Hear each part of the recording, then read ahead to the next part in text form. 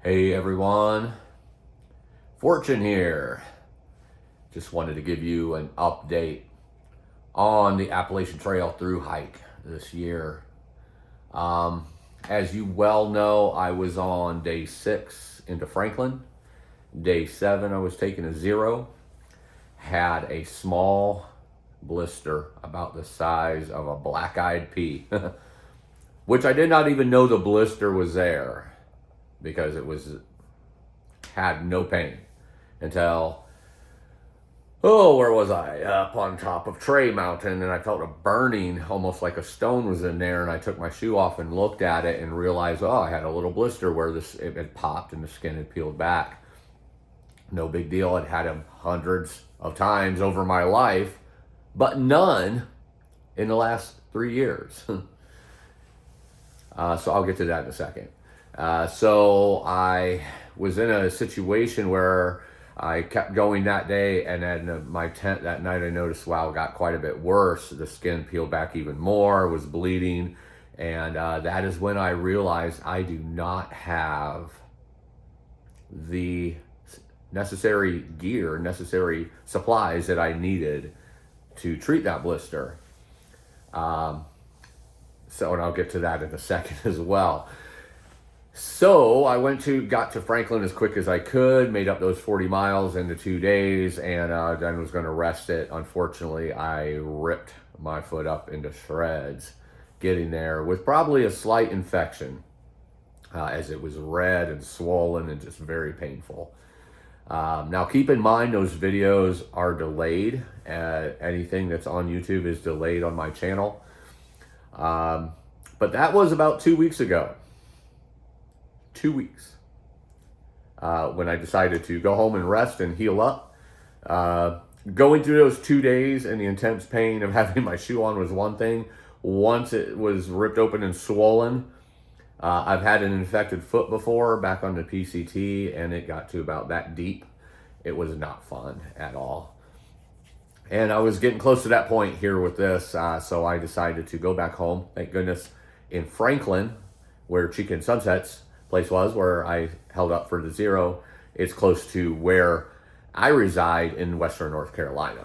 So it was really close. I just decided to go home and rest up and then come back to the trail when I could. So let's back up. That's what you know from the last video. Let's back up a little bit. So going back to I found out that in the tent that night, I did not have the supplies needed. I switched over my backpack from last year to my new one that I now use, which is the Flash 50, and I had the Flash 55. It was before, but it got tore up pretty good last year. I had some holes in the bottom and such, so I decided I needed a new pack. Well, unfortunately, when I was transferring everything over, I did not transfer my medical bag. I had my stuff like nail clippers and stuff like that, but I did not have gauze, band-aids, and Leuko tape that I would normally have in case of blisters. Now, mind you, I haven't had a blister in 3 years, and that's because I hike a lot. I thru-hiked a lot, so I want to take care of some comments that was on some of the last videos here. I know what to do for a blister. I know what to do for a wound. I'm always prepared for that. This was a one-off in which I was not, and it's all on me. I take full responsibility. It slipped my mind on checking that to make sure I had it with me. Would have never been a situation in 3 years, and it wasn't because of my shoes. I have worn the same shoes for 3 years, which is the Olympus 4s and 5s.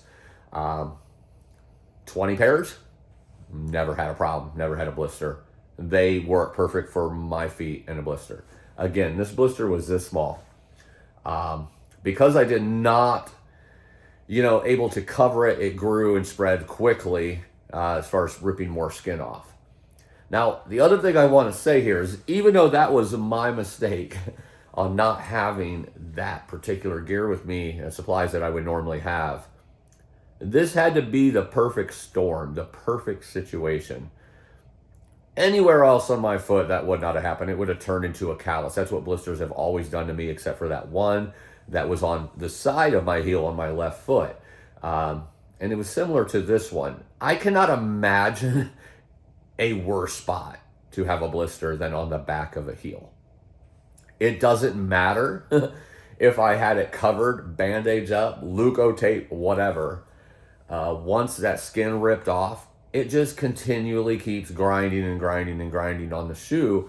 And it doesn't have to be rough. It's just the constant motion of rubbing up and down. Remember, I walk 20 miles a day. That's a long day of walking and just grinding up and down. To give you an idea, in 2 weeks, almost 2 weeks since this has happened, I have not worn shoes or socks one time. I have been getting around in flip-flops or sliders, I believe they call them, because I can't stand to have anything touching it.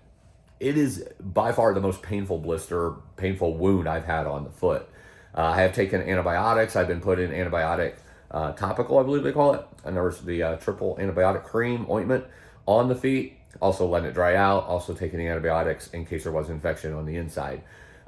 Everything is healing up really well. It's scabbed over. It's still a little red. There's no swelling, but it's still quite painful. And I cannot put a shoe on. I just tried today for the first time, and I couldn't do it. I couldn't walk around because it just keeps going on the back of the heel, and it would have just caused it all to have a problem again. So I have to leave that off. So in a nutshell, yes, I'm healing. I'm healing just fine. But it's taking a little longer than I would hope because of the position of it. On the heel is a rough spot. To think that it went from something like this small to something that big and just all kinds of pain and terror. I'm just glad I got to Franklin as quick as I did. That could have been a real problem if I would have taken an extra day or something. That could have created some problems. So I'm glad I got there as quick as I did in those 2 days, that 40 plus miles. So people want to know what I'm doing. First of all, I'm not going to change shoes. It's not my shoes. People have said that. I thought maybe there was something sticking out in the back of the shoe. There's not. Probably what happened is a little stone or something got in there and rubbed and caused a blister. It wasn't the shoe at all. However, the shoe did create a lot more problems once the blister was there. But it's not because it was Ultra. It's because it was the back of the heel in which anything rubbing against it's going to cause a problem. Also, the socks. The socks was a problem in the fact that I had to wear the same socks for those last 2.5 days because the other socks I had in my backpack, if you remember when I was at Stanimals Indian Shelter, I was drying everything out because everything was damp for some reason in my backpack, including my socks. They never got completely dried out, so I couldn't put them on. You can't put a damp sock on a blister that is ripped open, especially since you don't know what that dampness is. It could have caused MRSA or could have caused a staph infection or some other type of infection. So, what's next? As you all know, I'm on the Appalachian Trail this year. I did not have to do a thru-hike there. It was the least of what I was doing this year. I did a thru-hike last year. I did 1,650 miles the year before. I am 30 miles away from my 4,000 miles on the AT. It won't be the last time I'm on the AT. I'm going to do a triple. Go check out the video if you haven't from last year where I'm going to do a triple yo-yo. So a yo-yo-yo in 1 year on the AT. That will be coming in the future. But I also want to do, I believe it's called the ECT, where you're coming from the Keys of Florida, coming up the Florida Trail through Alabama, the Pinhoti to the AT, then to the, oh boy, slipped my mind, the AT outside of Katahdin, even over to the European, so Nova Scotia and all that. I would love to go from Key West all the way to Europe, France, wherever that ends on the European Appalachian Trail. That is also on my list of things to do in the future. But for this year, I had 3 things. I had the AT, I had the Blue Mountain Trail, and then I have Fortune's SB6K trail. Those other 2 trails are brand new. Those are top priority for me this year. I have to do the Blue Mountain Trail. I just absolutely have to do that because I want to be one of the first to thru-hike that and be able to show you all on the videos what it looks like and let you know what my findings are and so forth. Also the SB6K, which is part of the AT, part of the Mountain to Sea Trail, and a bunch of other trails, basically a trail that I created, 275 miles that connects the 46,000 foot peaks. That's part of this SB South Beyond 6K challenge. So that is going to be happening very soon. I was not sure how I was going to tie that in with the AT, or if I was going to get off in the Smokies and do that and then loop it up to the Roans and then go back and do the AT again, or that section of the AT, or if I was going to keep going, or if I was going to continue the AT all the way to Roan and then get off and work it backwards, my trail. I didn't know. But this has changed some things. So how much of the AT I'm going to do, I don't know. Most likely, I will not be through hiking the entire AT because of the timing that this is going to create. This is probably going to take another week or so to completely heal up where I can be out hiking. And by that point, I want to get on the southbound 6K, which is, again, on the AT. It goes through the Smokies. I'll be going through the Roan Highlands and so forth. And then I get off on the Mountain to Sea Trail. So that is imperative that I start that here soon in the next couple of weeks. What I do on the AT after that, I have no idea. You're just going to have to stay tuned because I might go back and bounce and finish up the AT for this year and then go do the Blue Mountain Trail, or I might do bits and pieces of the AT, or I might just do the amount I need to do for the Smokies and through the Roan Highlands, and that would give me my 30 miles in the 4,000 mile club, if you want to call it that, of the AT. Stay tuned.